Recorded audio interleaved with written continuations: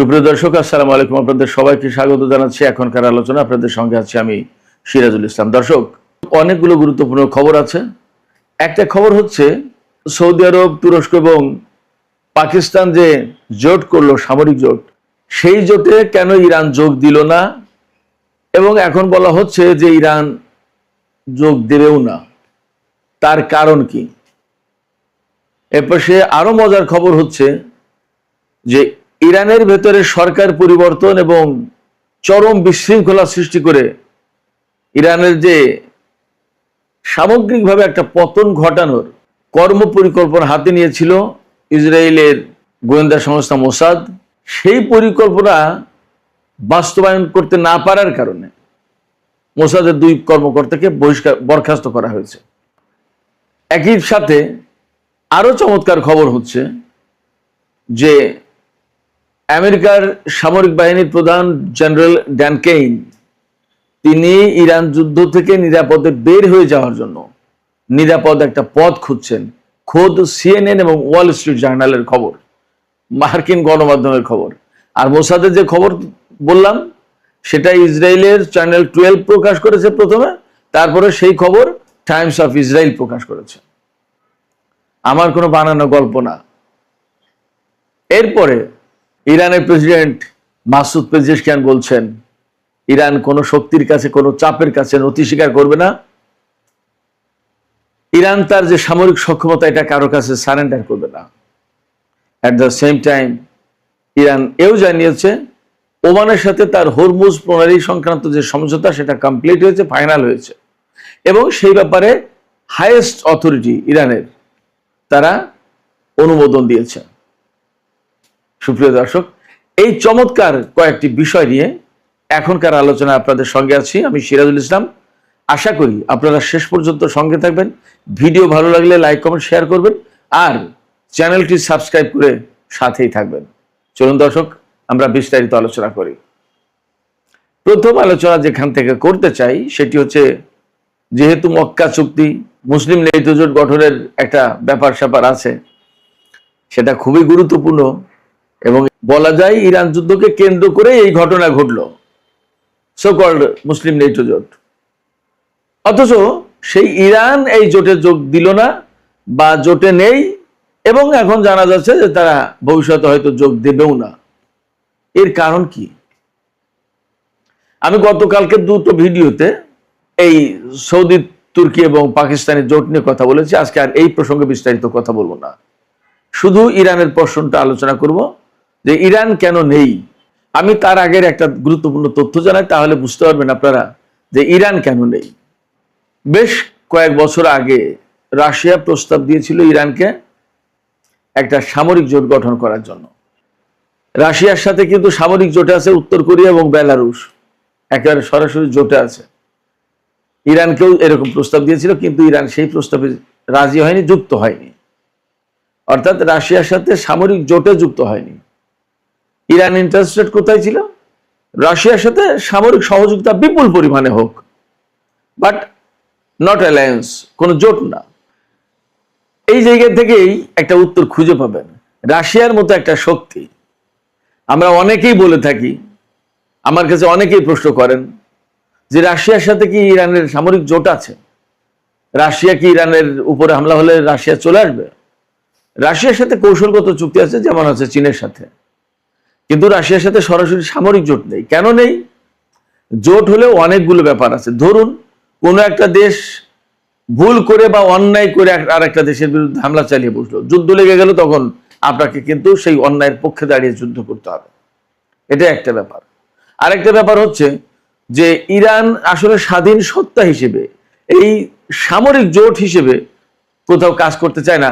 সামরিক জোটের একটা ব্যাপারই থাকে যে কোথাও না কোথাও মানে জোটবদ্ধ থাকে, মানে মারামারি, লাঠিয়ালি, এইরকম একটা ভাবসাব থাকে।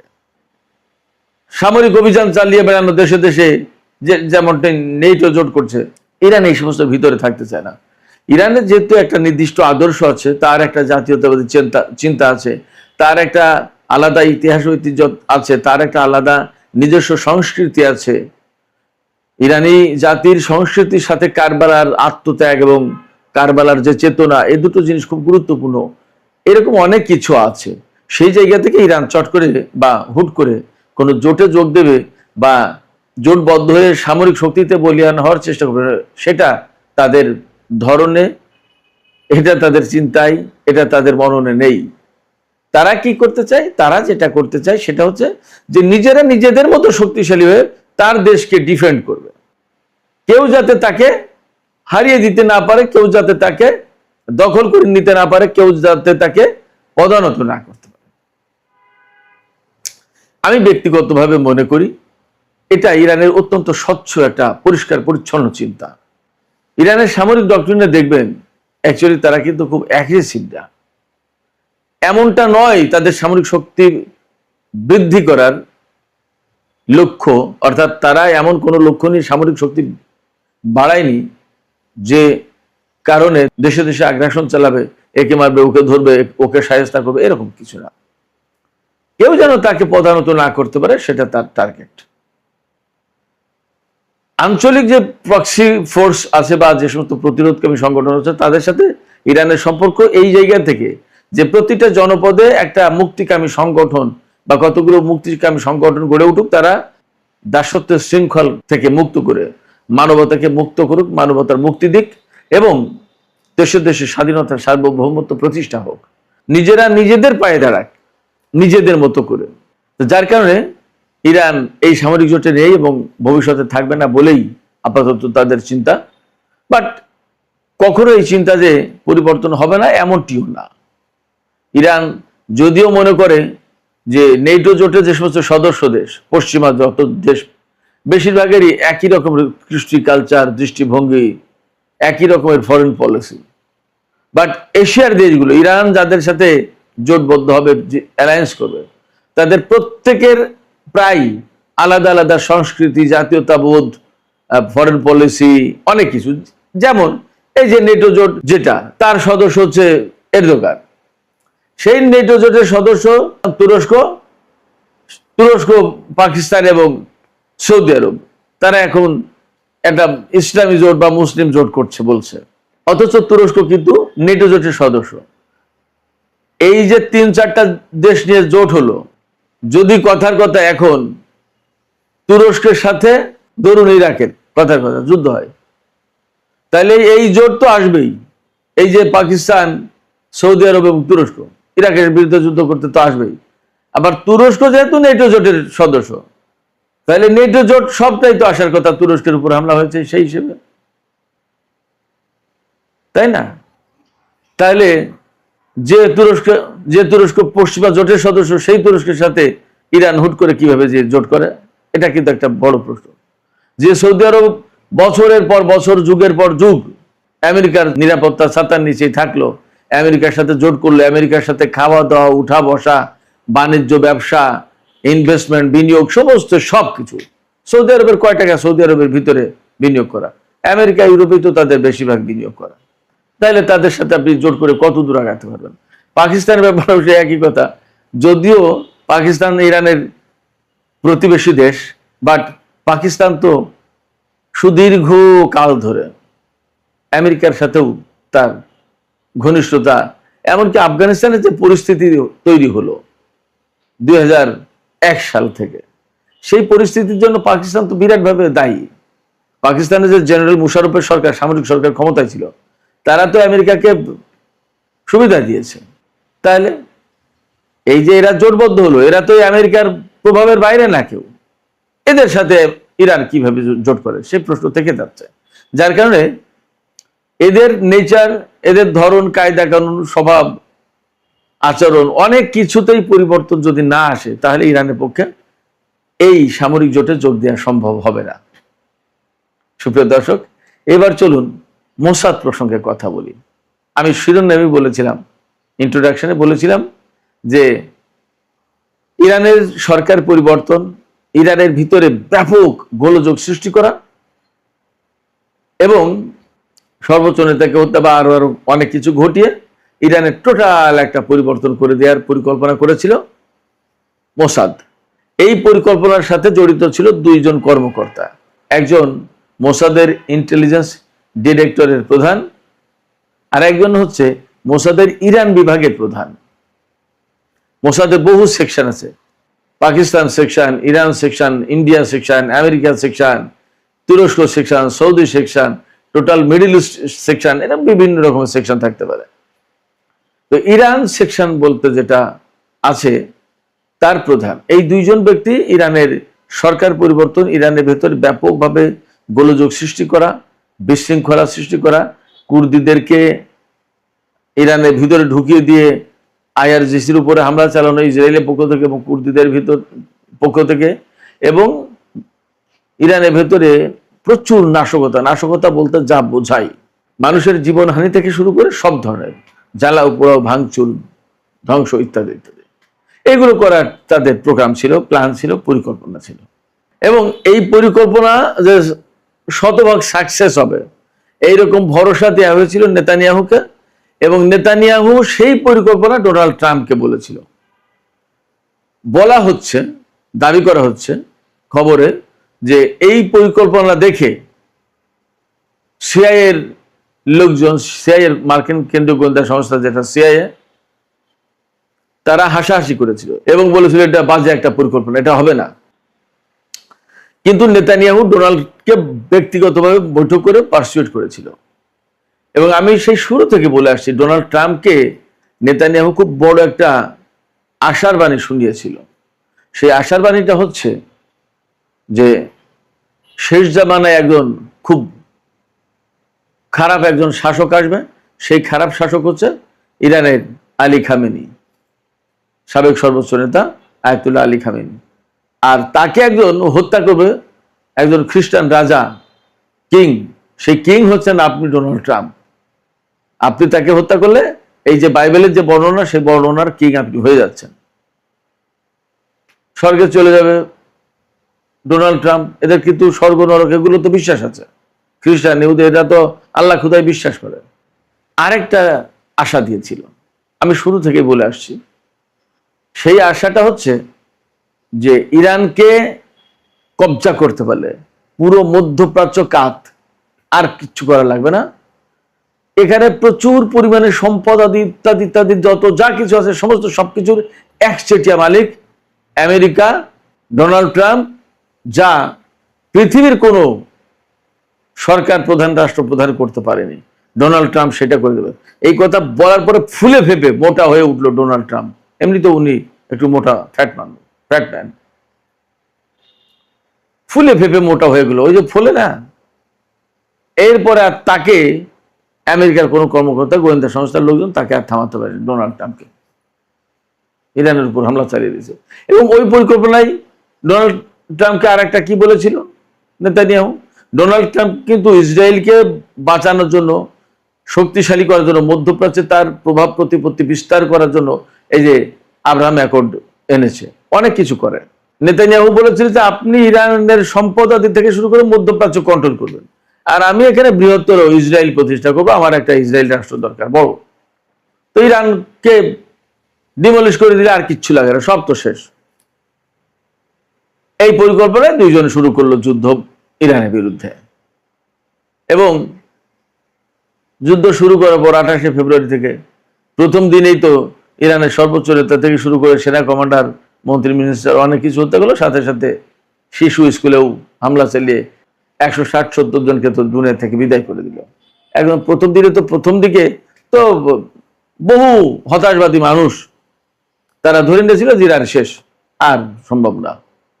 কিন্তু ইরানের বাহিনী, সামরিক বাহিনী যে এইভাবে ঘুরে দাঁড়াবে এবং প্রতিরোধ করবে এবং আজকের এই অবস্থায় আসবে, এটা অনেকের ধারণা ছিল।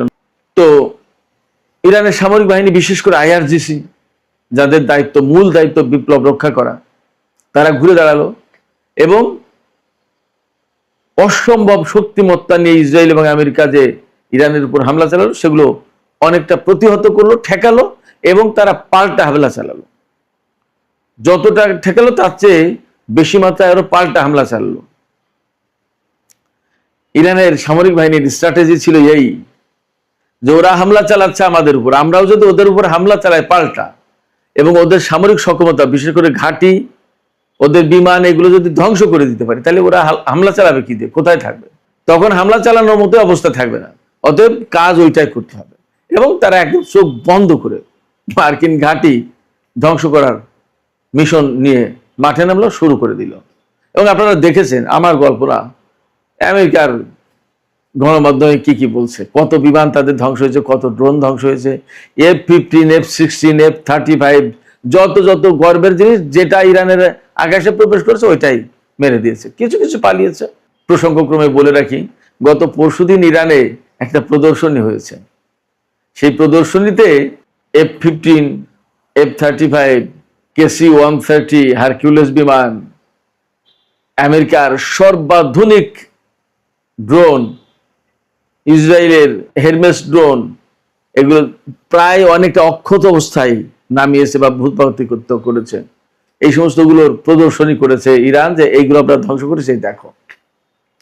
আমি আপনাদেরকে বলি আরো অনেক কিছু প্রদর্শনী আপনারা পাবেন, অনেক কিছু বাকি আছে। ইরানের হাতে অনেক কিছু আছে, ওয়েট, দেখতে পাবেন অনেক কিছু আছে। আমেরিকা এমনি এমনি ইরানের কাছে নত হচ্ছে না। এই যে যুদ্ধ থেকে নিরাপদে সরে যাওয়ার চেষ্টা করছে, এমনি এমনি না। যাই হোক,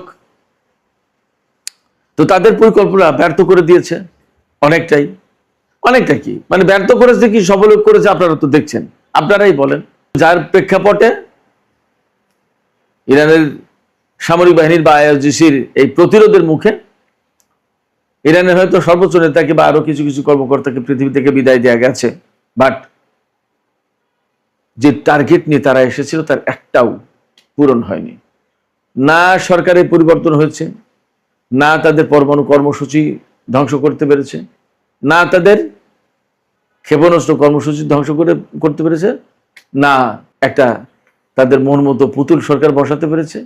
বরং উল্টো আরো কি কি ঘটেছে, হরমুজ প্রণালী আটকে দেওয়া থেকে শুরু করে এখন দেখেন, আপনারা তো দেখতে পাচ্ছেন। মানে ধরুন শিয়াল যদি মুরগি ধরতে যায়, আর যদি আপনি মুরগি ব্যবহার করেন তাকে ফাঁদ হিসেবে, তাহলে তো শিয়াল তো মুরগির লোভে ঢুকে গেল ফাঁদে, এবার আটকে গেল, তারপরে কি করবে? শিয়ালকে ধরে আপনারা কি করবেন? ইরান সেইটা করেছে, যার কারণে এখন হরমুজে আটকা। আপনারা চিন্তা করেন যে আমেরিকার সামরিক বাহিনী, নৌবাহিনী, যাদের জাহাজ দেখলে মানুষের পিলে চমকে যায়। ডোনাল্ড ট্রাম্প বলেছিল না যুদ্ধের আগে যে জেরাল্ড আর ফোর্ড, আব্রাহাম লিঙ্কনের মতো বড় বড় জাহাজ বিশ্বের লার্জেস্ট এয়ারক্রাফট ক্যারিয়ার, এগুলো মোতায়েন করার পরেও ইরান কেন ভয় পাচ্ছে না আমি বুঝতে পারছি না।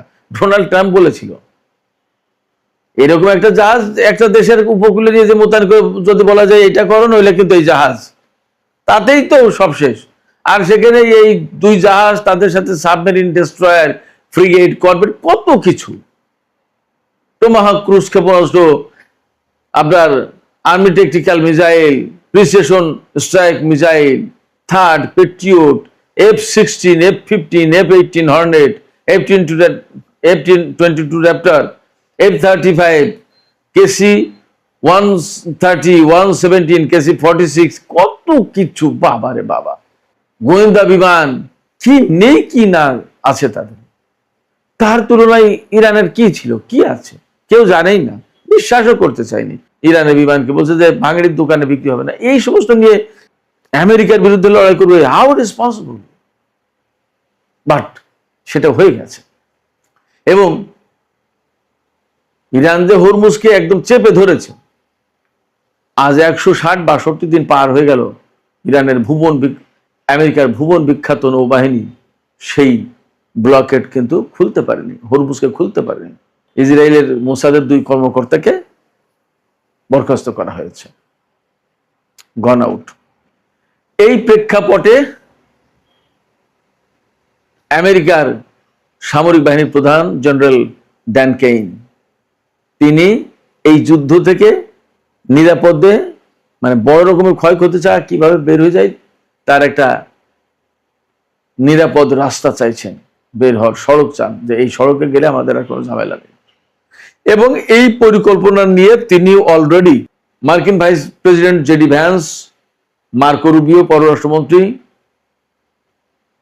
সিআইএর প্রধান জন র্যাডক্লিফ থেকে শুরু করে আরো বড় বড় উচ্চপদস্থ কর্মকর্তা তাদের সাথে আলাপ করেছেন ড্যান কেইন।